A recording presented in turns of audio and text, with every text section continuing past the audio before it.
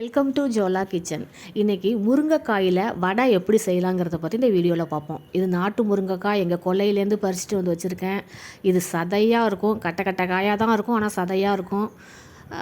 இதில் முருங்கைக்காய் செஞ்சுப்போம். இப்போ பெரிய பெரிய சைஸாக வெட்டி இட்லி பானையில் மேல் தட்டில் வச்சு ஒரு 3-4 நிமிஷம் அவிச்சிக்கலாம்.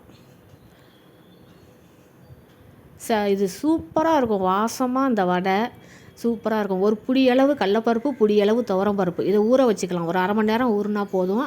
ஊற வச்சு அரை மணி நேரம் கழித்து இதை வந்து மிக்ஸி ஜாருக்கு மாற்றிக்கிட்டு 4 மிளகாய், இந்த ரெசிபிக்கு தேவையான உப்பு, கொஞ்சோண்டு சோம்பு எல்லாத்தையும் போட்டு அரைச்சி வச்சுக்கலாம். கொஞ்சம் குறப்பாகவே அரைச்சிக்கலாம். குறப்பாக அரைச்சி இது தனியாக இருக்கட்டும். அடுத்தது முருங்கைக்காய் நேரம் வெந்திருக்கும், அதை எடுத்துப்போம். பாருங்கள் எவ்வளோ அழகாக வெந்திருக்கு பாருங்கள். இதில் உள்ள சதையை மட்டும் தனியாக நம்ம ஸ்பூனை போட்டு வலித்து எடுத்து தனியாக வச்சுப்போம். இதே போல் எல்லாத்தையுமே எடுத்து வச்சுக்கலாம். எல்லா முருங்கைக்காவில் உள்ளதையும் சதையையும் எடுத்து வச்சுக்கலாம். இந்த வடை செம டேஸ்ட்டாக இருக்கும், மொறுப்பாக இருக்கும். இப்போ மாவு பருப்பெல்லாம் அரைச்சி வச்சுருக்கோம்ல, அதில் வெங்காயம், இஞ்சி, கருவேப்பில்லை, முருங்கைக்கீரை, சோம்பு எல்லாத்தையும் போட்டு இந்த முருங்கைக்காய் சதையையும் போட்டு பிசைஞ்சிக்கலாம்.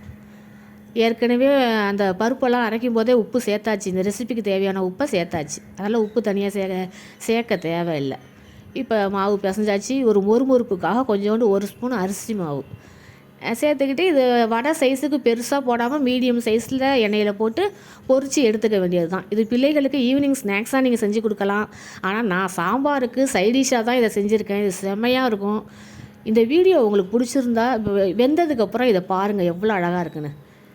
ரொம்ப டேஸ்டியான வடை இது. வீட்டில் சீசன் டயத்தில் காய்க்கும் போது இது மாதிரி நம்ம பயன்படுத்திக்கலாம். ஒரே குழம்பா முருங்கைக்காவை போட்டு வைக்காமல். பிடிச்சிருந்தால் லைக் பண்ணுங்கள், ஷேர்